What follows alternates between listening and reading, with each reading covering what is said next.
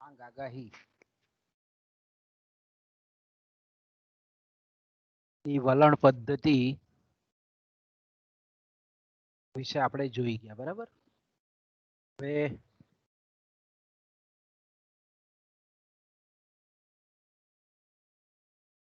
પછીનો જે આપણો મુદ્દો છે,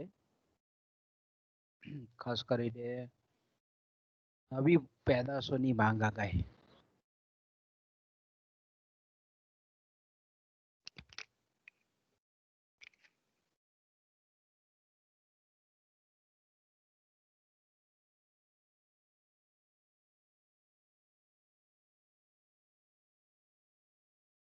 એટલે આપણે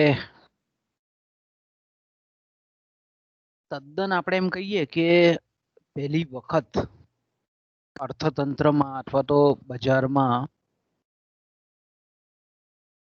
કોઈક પેદાશ પેઢી દ્વારા ઉત્પાદિત કરી અને બજારમાં મુકાતી હોય તો એવા સંજોગોમાં આપણે એમ કહીએ કે આ જે પરંપરાગત જે માંગ આગાહીની પદ્ધતિઓ છે એની જગ્યાએ કેટલીક નવી પદ્ધતિઓનો અહીંયા ઉપયોગ કરવામાં આવે છે. તો સામાન્ય રીતે આપણે એમ કહીએ કે નવી પેદાશો માટેની જે માંગ આગાહી છે, ખાસ કરીને એમાં પહેલો જે અભિગમ છે તેને આપણે ઉત્ક્રાંતિ અભિગમ કહીએ છીએ. બીજો જે અભિગમ છે તેને આપણે અવેજી અભિગમ તરીકે ઓળખીએ છીએ. ત્રીજો જે અભિગમ છે વિકાસ વક્ર અભિગમ.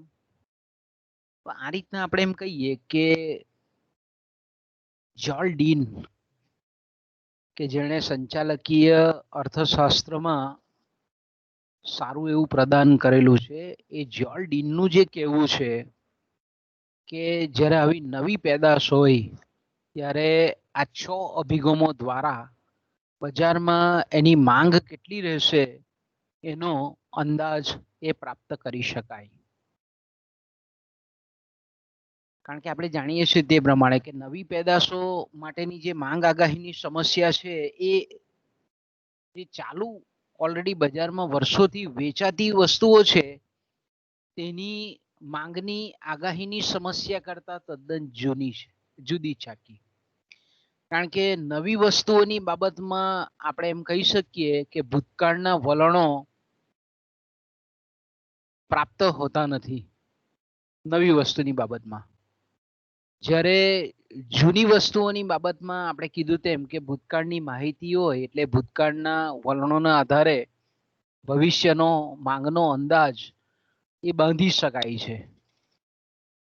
જ્યારે ખાસ કરીને આપણે એમ કહીએ કે નવી પદ્ધતિ, નવી પેદાશ હોય, નવી વસ્તુ હોય તો તેવા સંજોગોમાં ભૂતકાળના વલણોના આધારે ભવિષ્યમાં માંગ કેટલી રહેશે એની આગાહી કરી શકાતી નથી, કારણ કે ભૂતકાળ જ નથી વસ્તુનો, તદ્દન નવી વસ્તુ બજારમાં આવેલી છે.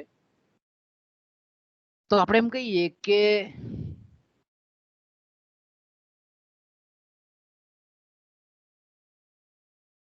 કંપની માટે તદ્દન નવી પેદાશ હોય, તદ્દન નવી, એકદમ ન્યૂ પ્રોડક્ટ હોય, ત્યારે ખાસ કરીને માંગ આગાહી પ્રાપ્ત કરવા માટે જે વસ્તુ છે એના આર્થિક લક્ષણોનો તથા ખાસ કરીને આપણે એમ કહીએ કે બજારમાં જે હરીફાઈ પ્રવર્તે છે એ કયા પ્રકારની હરીફાઈ અર્થતંત્રમાં ચાલે છે, હરીફાઈની તીવ્રતા કેવી છે, આ બધાનો એકદમ ઊંડો અભ્યાસ કરવો પડે. જો પેઢીએ બનાવેલી વસ્તુ તદ્દન નવી છે તો ગ્રાહકો એને કેટલા પ્રમાણમાં એનો સ્વીકાર કરશે, વસ્તુની જે કિંમત રાખેલી છે એ કિંમતમાં બજારનો પ્રતિભાવ કેવો હશે, કેવો આવકાર મળશે,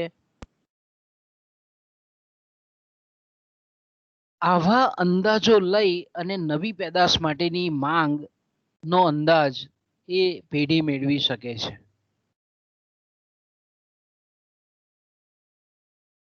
એટલે આપણે એમ કહી શકીએ કે જ્યારે આવી વસ્તુ હોય કે જે પહેલી વખત આવેલી હોય માર્કેટમાં, તો એનો આપણે કહીએ કે માંગ આગાહી કઈ રીતે થાય. તો પહેલો જે અભિગમ છે કે જેને આપણે ઉત્ક્રાંતિ લક્ષી અભિગમ, ઉત્ક્રાંતિ અભિગમ તરીકે પણ ઓળખીએ છીએ. એને આપણે ઇંગ્લિશમાં જો કહેવું હોય તો ઇવોલ્યુશનરી એપ્રોચ તરીકે એને ઓળખાવી શકીએ આપણે.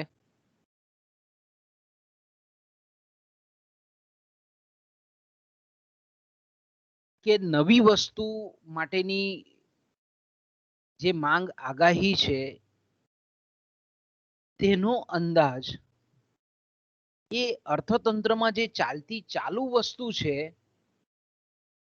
એ ચાલુ વસ્તુ પરથી કંઈક નવી વસ્તુ ઉત્ક્રાંતિ પામેલી હોય તો ચાલુ વસ્તુના ભૂતકાળના વેચાણ પરથી નવી વસ્તુની માંગ ભવિષ્યમાં કેટલી રહેશે એનો એક પ્રકારનો અંદાજ મેળવી શકાય છે. એટલે આપણે એમ કહી શકીએ કે નવી વસ્તુ માટેની જે માંગ છે એ જૂની વસ્તુની ઉત્ક્રાંતિ તરીકે લેવાની. જ્યારે આપણે એમ કહીએ કે નવી વસ્તુ જ્યારે ચાલુ વસ્તુના સ્થાને વાપરી શકાય એવી હોય પાછી, ત્યારે ચાલુ વસ્તુનું ભૂતકાળનું વલણ કેવું હતું એના પર આધારિત નવી વસ્તુનું પ્રક્ષેપિત વલણ સાબિત કરી શકાય, નક્કી કરી શકાય.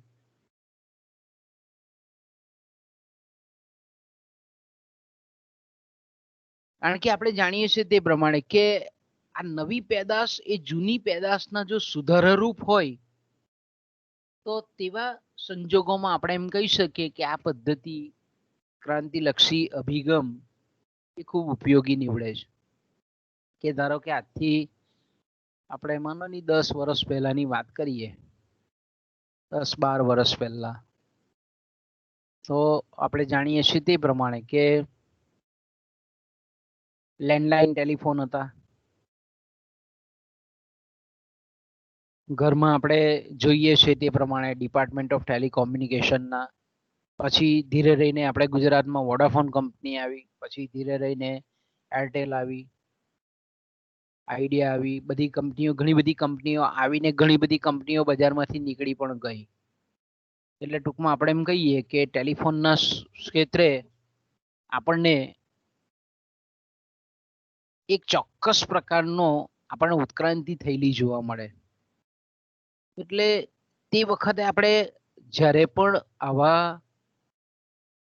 જે સ્થાયી ટેલિફોનના કનેક્શનો હતા એના પરથી આવી જે કંપનીઓ છે કે જે ઓપરેટર તરીકે અર્થતંત્રમાં કે બજારમાં પ્રવેશતી હોય તો એનો અંદાજો મેળવી લઈ કે ભાઈ આપણે આ રીતે જેટલા પણ લેન્ડલાઇન યુઝર્સ છે એટલા તો મોબાઈલ ફોન દ્વારા વાતચીત કરવાનું શરૂ કરશે ને કરશે. ઓકે, એ જ રીતે દાખલા તરીકે આપણે જ્યારે પહેલી વખત મેં કીધું તેમ કે ટીવીની શોધ થઈ, બ્લેક એન્ડ વ્હાઇટ ટીવીની શોધ, તો બ્લેક એન્ડ વ્હાઇટ ટીવી બનાવનાર જે પેઢી હતી એ લોકોએ વિચાર્યું કે ભાઈ અત્યારે રેડિયો વાપરનારા કેટલા છે.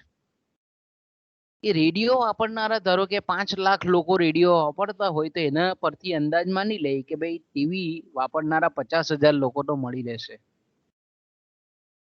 એટલે આપણે એમ કહી શકીએ કે જે કંઈ પણ વસ્તુ છે એના ઉત્ક્રાંતિ સ્વરૂપની, એમાં કઈ ગુણવત્તા સુધારાલક્ષી વસ્તુમાં કેટલો ફેરફાર થઈને નવી વસ્તુ મૂકે છે પેઢી, જૂની વસ્તુનો લોકો કેટલો સ્વીકાર કરતા હતા એના પરથી નવી વસ્તુ આટલી સ્વીકારાશે જ એવું માની લેવામાં આવે છે.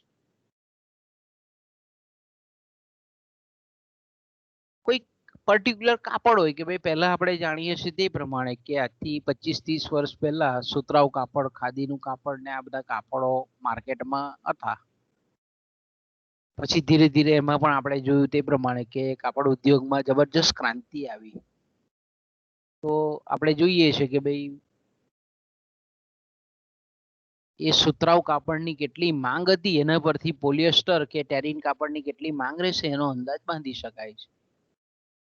ઓકે, તો આ જે અભિગમ છે તેને આપણે ઉત્ક્રાંતિ અભિગમ કહીએ છીએ. કોઈ પણ બાબતમાં તમે વિચારી શકો. આ ઇવન આપણે જ્યારે પહેલા સાયકલ હતી, સાયકલ પરથી જે મોટરસાયકલ બનાવનાર કંપની અંદાજ મેળવે કે ભાઈ કેટલા સાયકલ યુઝર્સ હતા, એના પરથી મોટરસાયકલ બનાવનાર કંપની વિચારે કે ભાઈ આટલા આપણે ટુ વ્હીલર્સ વાહન જો બજારમાં મૂકીશું તો આરામથી વેચાઈ જશે. તો એને આપણે ઉત્ક્રાંતિ અભિગમ કહીએ છીએ. બીજો જે અભિગમ છે તેને આપણે અવેજી અભિગમ કહીએ છીએ. એને આપણે સબસ્ટિટ્યુશન અભિગમ કહીએ છીએ. Substitution approach.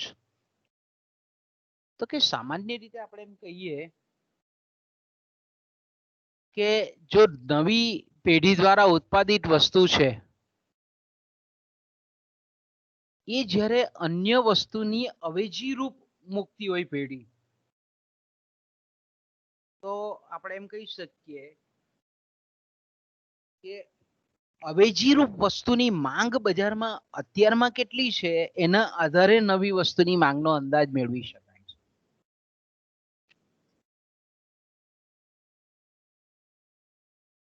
ફરી પાછું, નવી વસ્તુ ચાલુ વસ્તુની અવેજી રૂપ હોઈ શકે તો તેવા સંજોગોમાં પેઢી મહદઅંશે જે ઓલરેડી બજારમાં વેચાતી હોય એ વેચાતી વસ્તુના માંગના અંદાજ પરથી, એના વેચાણના આંકડાઓ પરથી નવી વસ્તુ આટલી વેચાઈ જશે એમ અંદાજો મેળવવામાં આવતો હોય તો તેવા અભિગમને આપણે અવેજી અભિગમ તરીકે ઓળખાઈએ છીએ.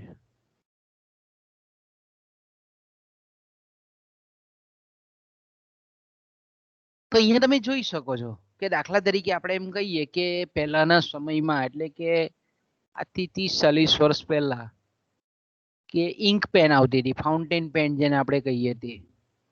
તો બોલપેન બનાવનાર કંપનીએ વિચાર્યું કે ભાઈ ફાઉન્ટેન પેન વાપરનારા કેટલા લોકો છે, એના પરથી કંપનીએ ફાઉન્ટેન પેનની જગ્યાએ, એટલે ફાઉન્ટેન પેનના વપરાશ કરતા હતા તેના પરથી એ લોકોએ બોલ પેન બનાવી.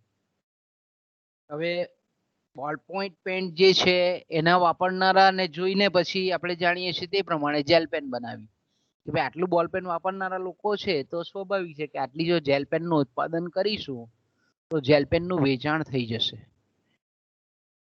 એટલે એકની અવેજીમાં બીજી કઈ વસ્તુ ચાલી શકે એમ છે, એટલે ચાલુ વસ્તુ જે છે એની માંગ પરથી, એના વેચાણ પરથી નવી વસ્તુની માંગનો અંદાજ કંપનીઓ મેળવતી હોય છે, પેઢીઓ મેળવતી હોય છે. એ જ રીતે આપણે એમ કહીએ કે કાચના વાસણોની જગ્યાએ પ્લાસ્ટિકના વાસણો પણ વાપરી શકાય. તો કાચના વાસણો વાપરનારા કેટલા ગ્રાહકો છે એના પરથી પ્લાસ્ટિકના વાસણો વાપરનારાઓનો અંદાજ મેળવી શકાય. એટલે આપણે એમ કહી શકીએ કે જુદા જુદા ઉપયોગોમાં જે ચાલુ વસ્તુ છે તેને બદલે નવી વસ્તુની કેટલે અંશે વપરાશ થશે તેનો અંદાજ કાઢીને નવી વસ્તુની કુલ માંગનો અંદાજ મેળવી શકાય છે. કાપડનું ઉદાહરણ પણ લઈ શકીએ. કોઈ પણ પ્રકારનું કાપડ એકની બદલીમાં બીજું અવેજી તરીકે વાપરી શકાતું હોય તો સુતરાઉ કાપડની જગ્યાએ ટેરી કોટન કાપડની કેટલી માંગ થશે એનો અંદાજ આપણે મેળવી શકીએ છીએ. ત્રીજી જે પદ્ધતિ છે નવી પેદાશો માટેની એ છે વિકાસ વક્ર અભિગમ. ઓકે, વિકાસ વક્ર અભિગમ જેને આપણે ગ્રોથ કર્વ એપ્રોચ કહીએ છીએ, એને વિકાસ રેખા અભિગમ તરીકે પણ ઓળખવામાં આવે છે. તો સામાન્ય રીતે આપણે એમ કહીએ કે આ પદ્ધતિ એ એવી પદ્ધતિ છે નવી પેદાશોની માંગ આગાહીની કે જેમાં ચાલુ વસ્તુની માંગની વિકાસ રેખા પરથી નવી વસ્તુની માંગનો અંદાજ મેળવવામાં આવે છે.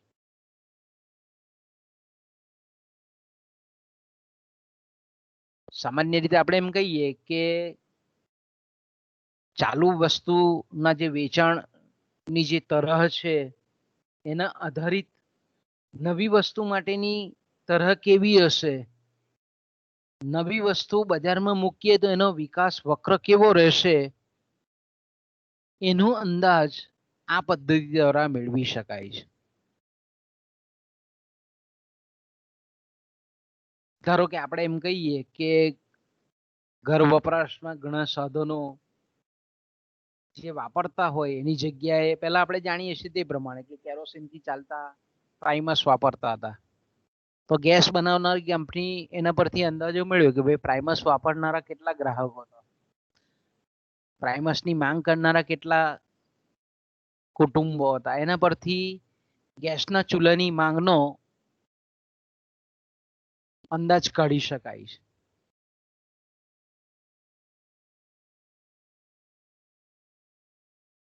એટલે ખાસ કરીને આપણે એમ કહીએ કે ઘર વપરાશ માટે કોઈ દાખલા તરીકે મશીન વપરાતું હોય, મશીન એટલે આપણે જાણીએ તે પ્રમાણે કે પહેલા આપણે દાળ છે કે કઢી છે કે એવું બનાવતા હોય ત્યારે લોકો શું કરે, ઝેણીનો ઉપયોગ કરતા હતા, બે હાથની ઝેણી. તો હવે પેઢી દાખલા તરીકે ગ્રાઇન્ડર મૂકવા માંગતી હોય, હેન્ડ ગ્રાઇન્ડર, હાથથી ઇલેક્ટ્રિક થી ચાલતું, તો જોઈ લે કે ભાઈ મોટા કેટલા ઘરમાં આ રીતની ઝેણી વપરાય છે, એના પરથી આપણે એમ કહીએ કે હેન્ડ ગ્રાઇન્ડર નું ઉત્પાદન કરીને આટલું વેચાણ થશે એવો અંદાજ મેળવવામાં આવે. એ જ રીતે કોઈ ખાણી દસ્તા પરથી મિક્સરનો, દરેક આપણે એમ કહીએ ને કે ઘરગથ્થુ જે કંઈ પણ ગૃહ વપરાશમાં વપરાતા જે સાધનો છે એની માંગ, જે પરંપરાગત જે સાધનો છે એની માંગ પરથી નવા યાંત્રિક સાધનો નો ખ્યાલ મેળવી શકાય છે.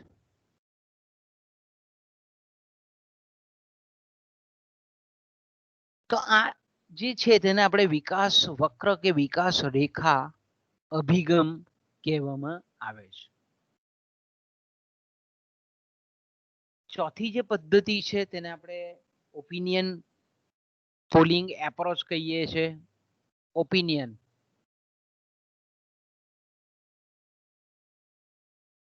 અભિપ્રાય આધારિત અભિગમ. અભિપ્રાય આધારિત અભિગમ એટલે ખાસ કરીને આપણે એમ કહીએ કે નિદર્શ તપાસ જેવું છે. આ પદ્ધતિ કેવી છે? નિદર્શ તપાસ પદ્ધતિ જેવું છે. આપણે જે ગ્રાહકોના સર્વેક્ષણમાં જોઈ ગયા તે જ પ્રકારની બેઠી પદ્ધતિ છે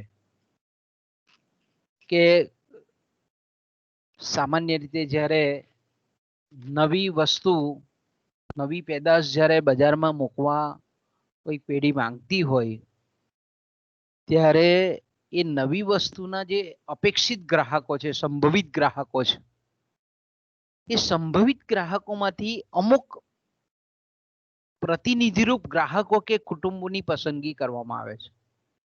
અને પ્રતિનિધિરૂપ ગ્રાહક કે કુટુંબની પસંદગી કરી એ લોકોનો વસ્તુ પ્રત્યેનો અભિપ્રાય કેવો છે એ જાણી અને પછી માંગનો અંદાજ મેળવવામાં આવે છે.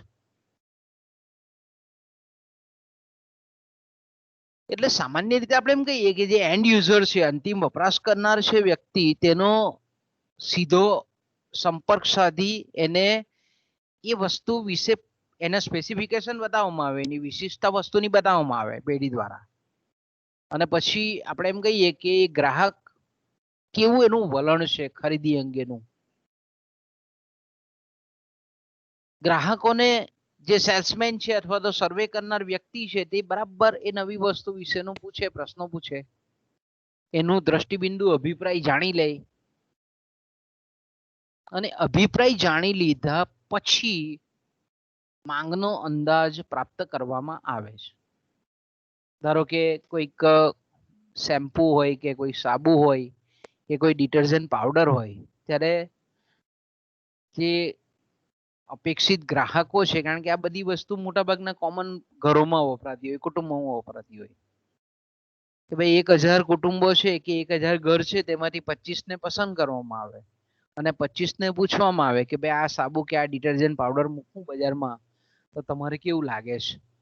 એને વાપરવા માટે સેમ્પલ ફ્રી પણ આપવામાં આવે અને પછી એ લોકોની માહિતી એકત્ર કરવામાં આવે છે અને પછી એના પરથી અંદાજ બાંધવામાં આવે કે ભાઈ આપણે આ પ્રકારનો જો સાબુ કે આ પ્રકારનો જો શેમ્પુ કે આ પ્રકારનો જો ડિટર્જન્ટ પાવડર બજારમાં મૂકવામાં આવે, આટલા ગ્રાહકો એવા છે કે એ લોકોનો એટીટ્યુડ એ પોઝિટિવ છે, હકારાત્મક છે એમ કહી શકાય.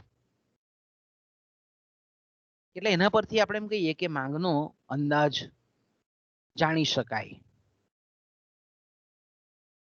કે એ જ રીતે આપણે એમ કહીએ કે પ્રાયોગિક વેચાણનો અભિગમ, એક્સપેરિમેન્ટલ સેલ્સ એપ્રોચ જેને આપણે ઇંગ્લિશમાં કહીએ છીએ. સેલ્સ એક્સપેરિમેન્ટ આપણે એમ કહીએ કે બીજા અર્થમાં કહીએ તો સેલ્સ એક્સપિરિયન્સ એપ્રોચ તરીકે પણ ઓળખવામાં આવે ને.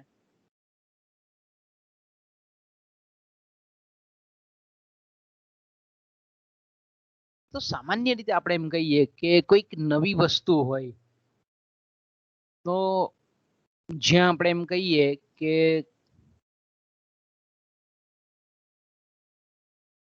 લોકોની અવરજવર વધારે હોય, બજાર ધમધમતું હોય, એવી જગ્યાએ પેઢી દ્વારા એ વસ્તુને ઉત્પાદિત કરી અને સીધું જ એનું ડેમોન્સ્ટ્રેશન કરવામાં આવે, સીધું જ એને બતાવવામાં આવે.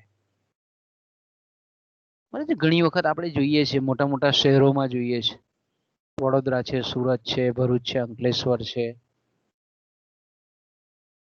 કે ભાઈ કોઈ નવી બાઈક આવેલી હોય, નવું ફ્રીજ આવેલું હોય કે નવું કોઈ મશીન આવેલું હોય, નવું કોઈ નાનું મિની ટ્રેક્ટર જેવું આવ્યું હોય તો શું કરે, એને મોટી ટેન્કરમાં કે ટ્રકમાં ચડાવી દે ને પછી એ બજારમાં જ્યાં આવા લોકોની ચહલ પહલ હોય તે જગ્યાએ ઊભું કરી દેવામાં આવે અને એ કંપનીના માણસો હોય એની બાજુબાજુમાં ઉભા રહેલા, એટલે લોકો કુતૂહલતાથી એ વસ્તુને જોઈ અને પછી પૂછે કે ભાઈ આ શું છે, કેટલી એવરેજ આપે છે, શું કિંમત છે, એનું આયુષ્ય કેવું છે, અને ઉત્પાદકતા કેટલી છે. આપણે પૂછીએ, જો મશીન હોય તો એ રીતે પૂછીએ, કોઈ સાધન હોય તો બાઈક હોય તો આપણે પૂછીએ કે કેટલી એવરેજ આપે, જમ્પર કેવા છે, એનું એન્જિનની કેપેસિટી કેટલી છે. તો અહીંયા વસ્તુ જે મૂકે છે તેને બજારમાં સીધું મૂકવામાં આવે, સીધું જ બતાવવામાં આવે ગ્રાહકોને. એટલે ગ્રાહકો એને બરાબર નિરીક્ષણ કરે ને જેને એવું થાય કે ભાઈ આ મારે કામની વસ્તુ છે, હું કદાચ આપણા ઘરમાં ખરીદીએ તો આટલું, તો તમે એ વસ્તુ વિશે પૂછપરછ કરો જે એની સાથે કંપનીના માણસ હોય તેને. એટલે કંપનીનો માણસ એ નોટ ડાઉન કરતો જાય કે આટલી આટલી વ્યક્તિઓ બજારમાં હતી ને એ લોકોએ આ વસ્તુ પ્રત્યેનો એપ્રોચ સાધ્યો કે ભાઈ આ વસ્તુ જોઈને એ લોકોને કંઈક અંદરથી જાણવાની ઈચ્છા થઈ, ખરીદવાની ઈચ્છા વ્યક્ત થઈ.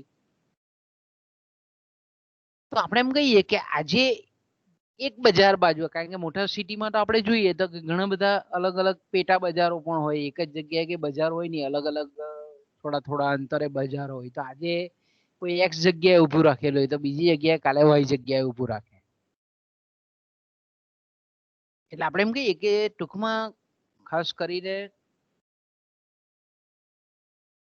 જ્યાં વસ્તીની ગીચતા વધારે હોય, હવે વસ્તુ કયા પ્રકારની છે એ પ્રમાણે એનું ડેમોન્સ્ટ્રેશન કરવું પડે. કે દાખલા તરીકે એકદમ બહુ કોસ્ટલી વસ્તુ હોય તો મોટે ભાગે એવા પોષ વિસ્તારમાં એને જઈને મૂકવામાં આવે, પણ મધ્યમ સ્તરની વસ્તુ હોય તો સામાન્ય બજારની અંદર એને ડેમો કરવામાં આવે.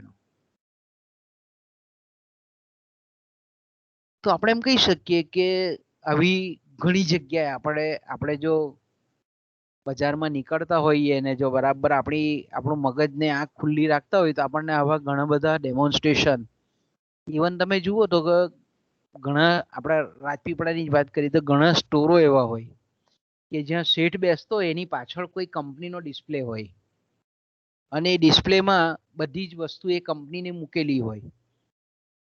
કે દાખલા તરીકે ડેરી મિલ્ક છે, કેડબરી છે, તો કેડબરી કંપનીએ કેટલી કેટલી ચોકલેટ છે એ જે દુકાનમાં આપણે જેવા પ્રવેશીએ તે બોસની પાછળ જ એનો જે માલિક હોય તેની પાછળ ડેમો કરેલી હોય.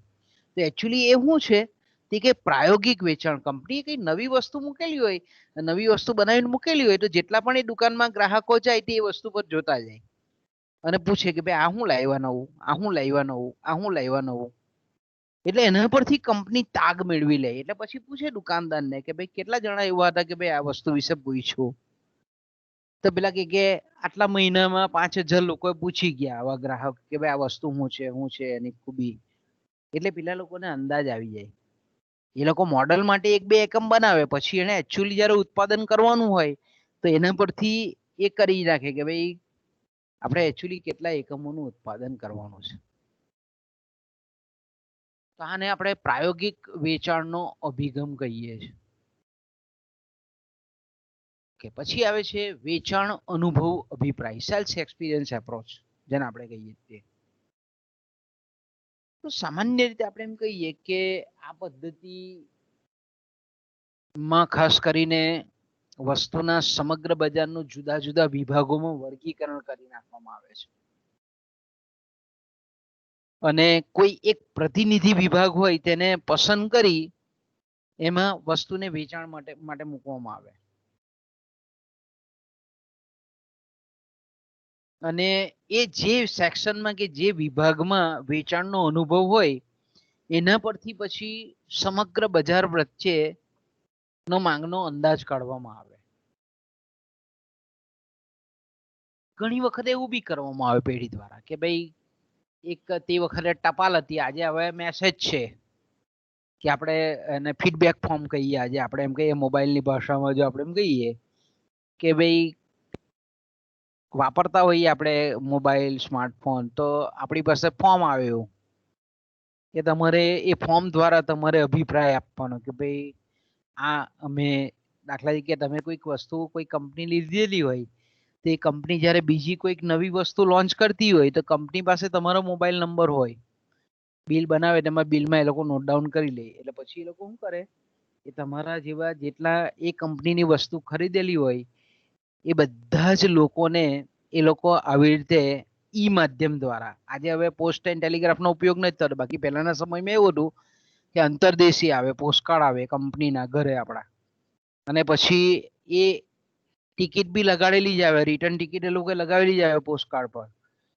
એટલે એક એ તમારે લખી દેવાનું કે ભાઈ આ વસ્તુ મને બહુ ગમી છે, ઓછી ગમી છે, એવા તમને 3-4 ઓપ્શન આપે. પછી એ તમે ભરીને પોસ્ટના ડબલામાં નાખ્યા હોય એટલે કંપનીમાં પહોંચી જાય. તો એને આપણે ટપાલ દ્વારા, અમુક જે કંપનીના ખરીદનારા હોય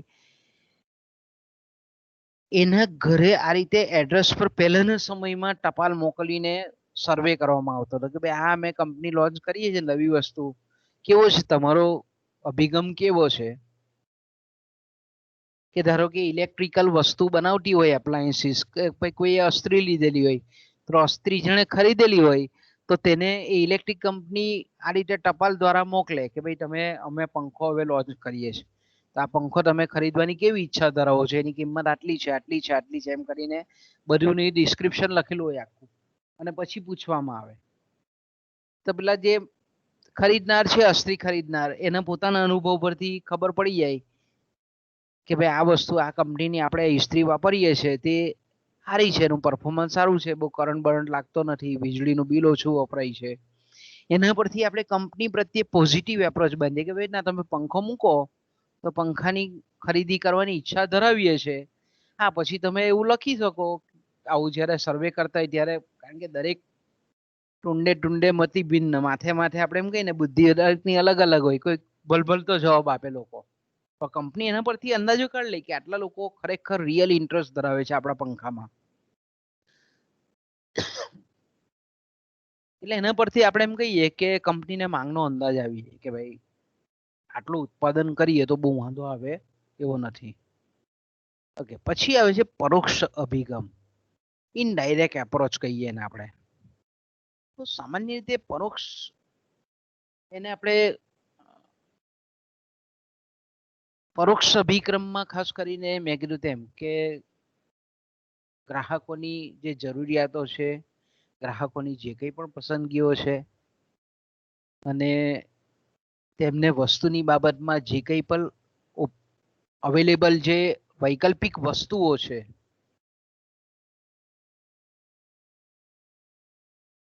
ગ્રાહકો કઈ રીતની રુચિ પસંદગી ટેવ ધરાવે છે એવા જે નિષ્ણાંત અનુભવી વેચનારાઓ છે, વિક્રેતાઓ છે, એવા વિક્રેતાઓનો સંપર્ક પેઢી દ્વારા સાધવામાં આવે છે અને પછી નવી વસ્તુ આ પ્રકારની જો બજારમાં મૂકીએ તો ગ્રાહકોનો કેવો પ્રત્યાઘાત હશે એની માહિતી આવા નિષ્ણાંત વિક્રેતાઓ પાસેથી પ્રાપ્ત કરવામાં આવે છે.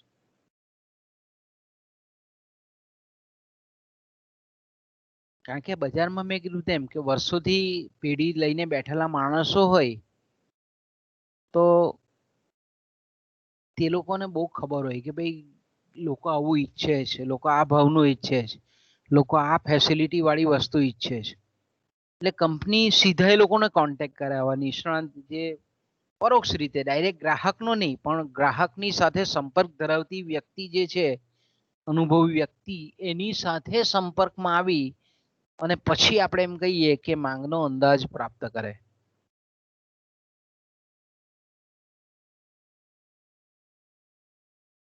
તો આપણે એમ કહી શકીએ કે આટલી બધી રીતે તદ્દન નવી જે પેદાશ છે એનો માંગનો અંદાજ પેઢીઓ કાઢી શકે છે. હવે આ જે બધી પદ્ધતિઓ આપણે જોઈ નવી પેદાશ માટેની એ પાછી અલગ અલગ દરેક ઉત્પાદક છે તે કઈ એક જ પદ્ધતિનો ઉપયોગ નથી કરતો. ઘણી વખત એક કરતા વધારે પદ્ધતિનો પણ ઉપયોગ કરે. ઘણી આપણે એમ કહીએ સાથે પરસ્પર આધારિત પદ્ધતિઓ પણ છે, એકબીજાની પૂરક પણ છે. એટલે ઘણી વખત આપણે એમ કહીએ કે એકબીજાનો સમન્વય સાધીને પણ આપણે સંચાલકો ખાસ કરીને માંગ આગાહીનો ઉપયોગ કરતા હોય છે નવી પેદાશો માટે.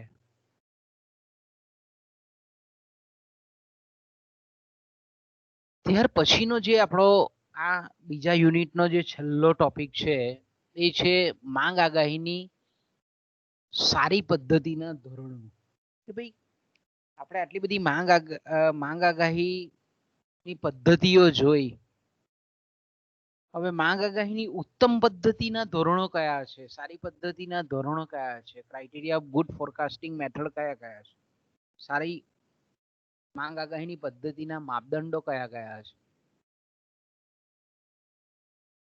તો આપણે અત્યાર સુધીની જે ચર્ચા કરી એમાં આપણે જોવું તે પ્રમાણે કે ભાઈ માંગ આગાહીની અનેક પદ્ધતિઓ ઉપલબ્ધ છે.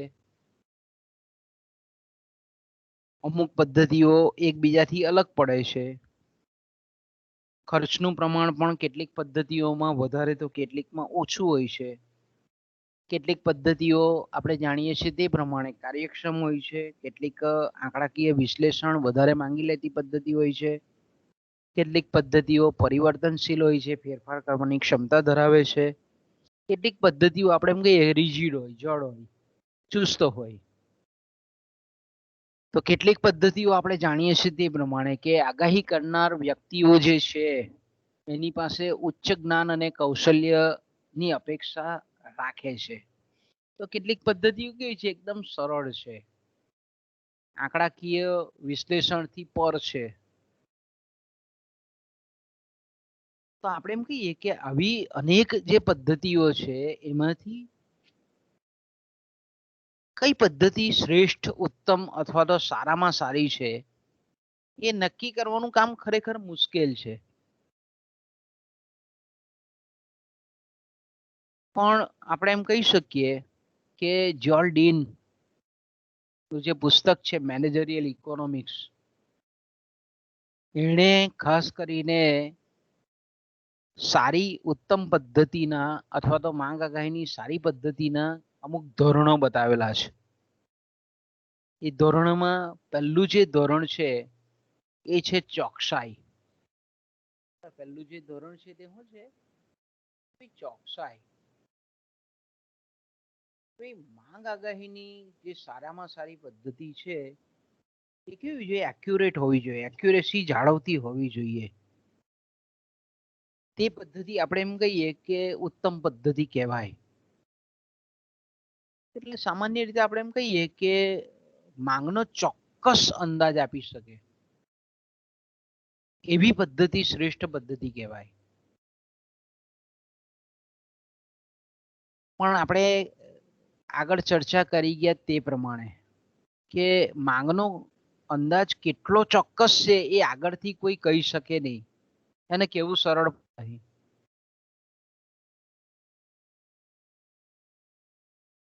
કારણ કે ચોકસાઈનું આપણી પાસે કોઈ માપ નથી. ખાલી આપણે લમસમ ટાર્ગેટ એવું નક્કી કરી શકીએ કે ભાઈ એક ચોક્કસ આપણે અંદાજ કરેલો હોય એનાથી કેટલું વાસ્તવિક વેચાણ છે, માંગ છે, કેટલું રહેશે અલગ, એવું આપણે અગાઉથી કઈ કહી શકીએ નહીં.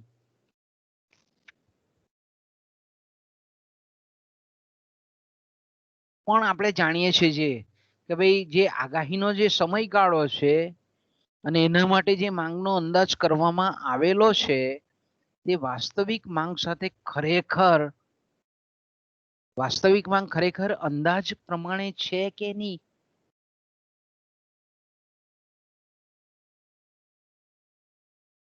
અને જો હોય તો ત્યારે જ આપણે એમ કહી શકીએ કે માંગ આગાહી જે પસંદ કરેલી છે તે શ્રેષ્ઠતમ પદ્ધતિ છે. એટલે કે ભૂતકાળમાં જે પદ્ધતિ દ્વારા માંગનો અંદાજ પ્રાપ્ત કરેલો છે એની વર્તમાન પરિસ્થિતિ સાથે તુલના કરી અને જોવામાં આવે કે ભાઈ કેવી રહી છે એમ ઓલ ઓવર.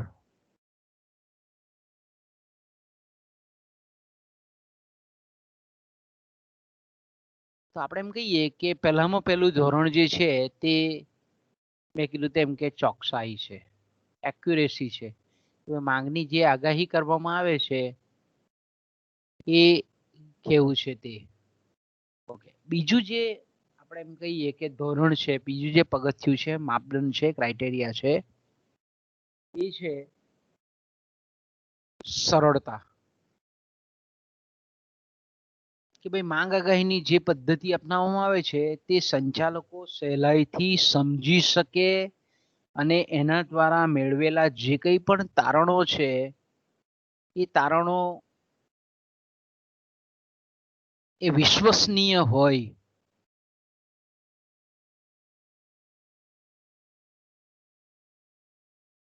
તે ખૂબ જરૂરી છે. એવી પદ્ધતિ ખરેખર ઉત્તમ પદ્ધતિ કહેવાય. કારણ કે જે માંગ આગાહીની પદ્ધતિનો ઉપયોગ કરવામાં આવે અને જ્યારે બહુ મોટા મોટા આંકડા શાસ્ત્રીય કે અર્થશાસ્ત્રીય ગણિતથી ભરપૂર, સમીકરણોથી ભરપૂર જો તારણો હોય તો તેવા સંજોગોમાં એ પદ્ધતિ દ્વારા મેળવેલા તારણો કદાચ સમજવા સંચાલકો માટે અશક્ય હોય. તો તેવા સંજોગોમાં આપણે એમ કહીએ કે આવા ગાણિતિક તારણો કે સમીકરણો આપતી જે પદ્ધતિ છે તે જો સંચાલકોને સમજાતી ન હોય તો તેવા સંજોગોમાં આપણે એમ કહી શકીએ કે સંચાલક પ્રોપર યોગ્ય ઉત્પાદન માળખું ગોઠવી નહીં શકે. એટલે જ્યાં સુધી સંચાલકો કે જે નિર્ણયકરણની પ્રક્રિયા કરે છે એને એ પદ્ધતિ જો માંગ આગાહીની પદ્ધતિથી જો સમજી નહીં શકતા હોય તો આપણે એમ કહીએ કે સ્વાભાવિક છે કે ભાઈ એ લોકો ખાસ કરીને એવી પદ્ધતિને એવોઇડ કરે છે, એવી પદ્ધતિને ત્યાગ કરે છે. ત્રીજું જે ધોરણ છે એને આપણે ટકાઉપણું કહીએ છીએ. ઓકે, ત્રીજું આપણે એમ કહીએ કે સારી ઉત્તમ પદ્ધતિનું, ઉત્તમ માંગ આગાહીની પદ્ધતિનું જો કોઈ ધોરણ હોય તો એ ટકાઉપણું, સસ્ટેનેબિલિટી જેને આપણે કહીએ, ડ્યુરેબિલિટી.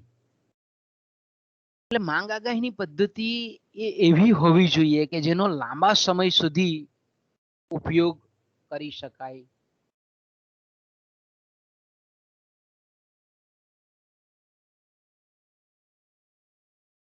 એટલે માંગ આગાહી લાંબા સમય સુધી ઉપયોગી ત્યારે જ નીવડે કે જ્યારે એ સરળ હોય, તર્કબદ્ધ હોય, બુદ્ધિગમ્ય હોય, આપણે એમ કહીએ ને. અને ભૂતકાળમાં જે કંઈ પણ માપેલા જે વિધેયાત્મક સંબંધો છે એ કેટલે અંશે સ્થિર રહે છે એ બાબતો પર પણ આધારિત હોય છે. ટકાઉપણાનો આધાર કોના પર છે? બાગાયની જે ટકાઉ પદ્ધતિ છે તે સામાન્ય રીતે આપણે એમ કહી શકીએ કે ભૂતકાળમાં જે કંઈ પણ અંદાજેલા જે માંગનો અંદાજ કરેલો છે એ માંગનો અંદાજ અને માંગ એ વચ્ચેના જે વિધેયાત્મક સંબંધો છે, માંગ નિર્ણાયકો અને માંગ વચ્ચેના, એ કેટલા અંશે સ્થિર રહેલા છે એ બાબતો પર પણ માંગ આગાહીનો આધાર છે.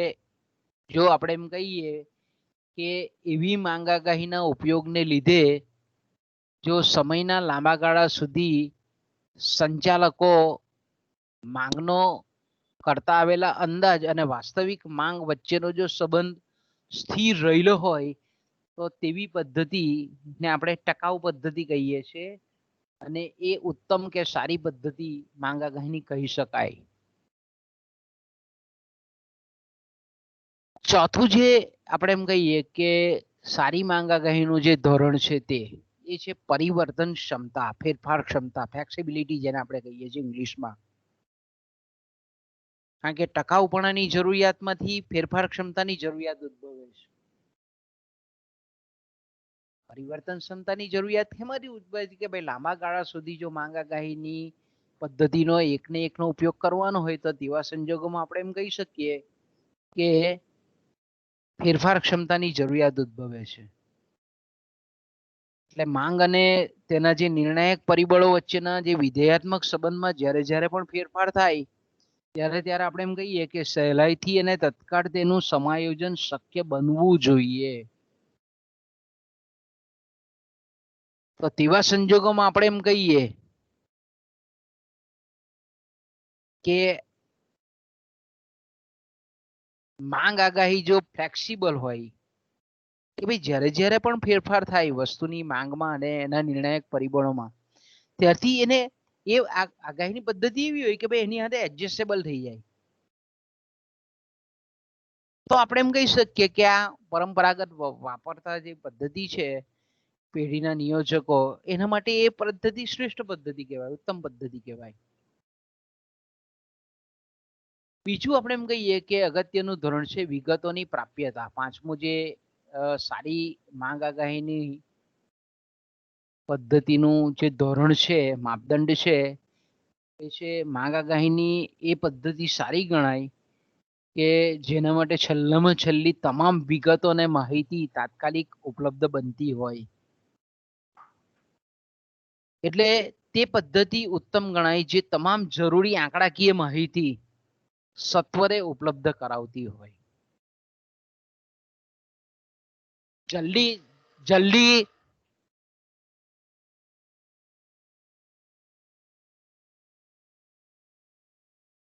આપણે એમ કહી શકીએ કે માહિતી મળી શકતી નહીં હોય તેવી પદ્ધતિનો ઉપયોગ નિરર્થક છે.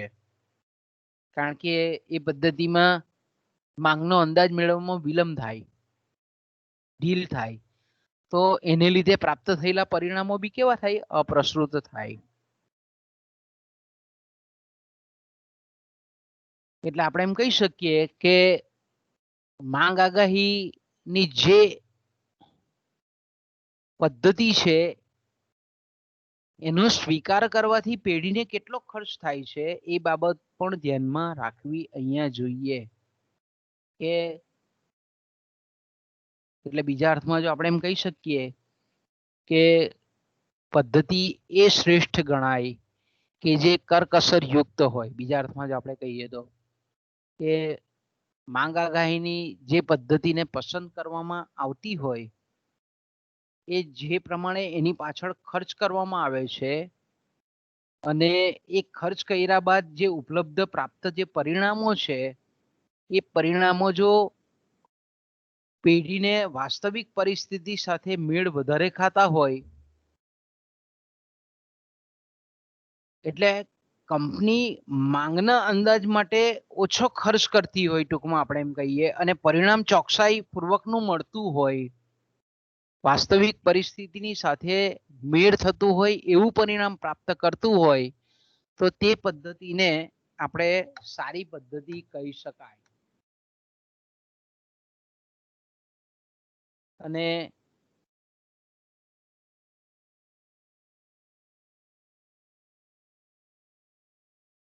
સાતમું જે પરિબળ છે એનું માપદંડ છે તે છે ઉપયોગિતા, કે પસંદ કરવામાં આવેલી જે માંગ આગાહીની પદ્ધતિ છે એ એના પરિણામો જે છે તેને તરત વ્યવહારિક અમલીકરણ કરી શકતી હોય છે, તેનો ઉપયોગ તરત કંપની કરી શકતી હોય છે.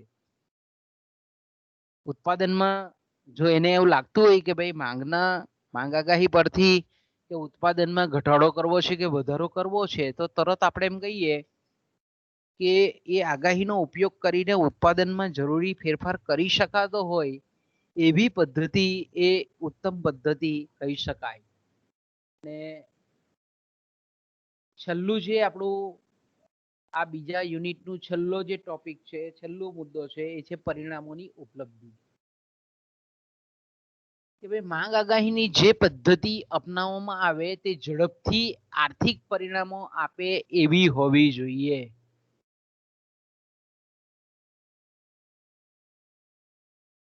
ઘણી પદ્ધતિઓ આપણે જોઈએ છે કે સારી હોય પણ રિઝલ્ટ બહુ મોડા આવતા હોય, પરિણામો માટેનો સમયગાળો બહુ વધારે લેનારી હોય.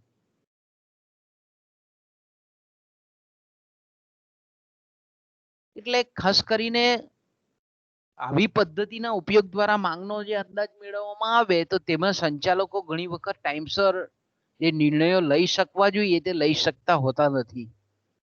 એટલે આપણે એનો તારણ એ રીતે કાઢી શકીએ કે માંગ આગાહીની તે પદ્ધતિ ઉત્તમ પદ્ધતિ ગણાય કે જે માંગનો અંદાજ સમયસર આપી શકે એવી ક્ષમતા ધરાવતી હોય. અને બીજું આપણે એમ કહી શકીએ કે માંગ આગાહીની ઉત્તમ પદ્ધતિ એ છે કે જેમાં સમય, શક્તિ અને નાણું એ બધી જ રીતે ઓછામાં ઓછું ખર્ચ પેઢીના સંચાલકોએ સહન કરવું પડતું હોય તેવી પદ્ધતિ એ શ્રેષ્ઠ પદ્ધતિ કહી શકાય. તો બાળકો આપણો અહીંયા આ યુનિટ બીજો યુનિટ પૂરો થાય છે. હવે આપણે સંચાલકીય અર્થશાસ્ત્રમાં આપણા 2 યુનિટ બાકી રહેશે. તો આપણે સંચાલકીય અર્થશાસ્ત્ર ચાલુ રાખીશું આગળ જ. પ્રાદેશિક અર્થશાસ્ત્રમાં 1 જ યુનિટ બાકી છે. આપણો પેપર 11 નો સિલેબસ પૂરો થઈ ગયો છે. બરાબર, એટલે હવે આપણે કાલે પણ સંચાલકીય અર્થશાસ્ત્ર જ લઈશું અને એકમ નંબર 3 પર જઈશું આપણે. બોલો, કોઈને કઈ તકલીફ બાળકો? તો અહીંયા આપણે મીટિંગ પૂરી કરીએ.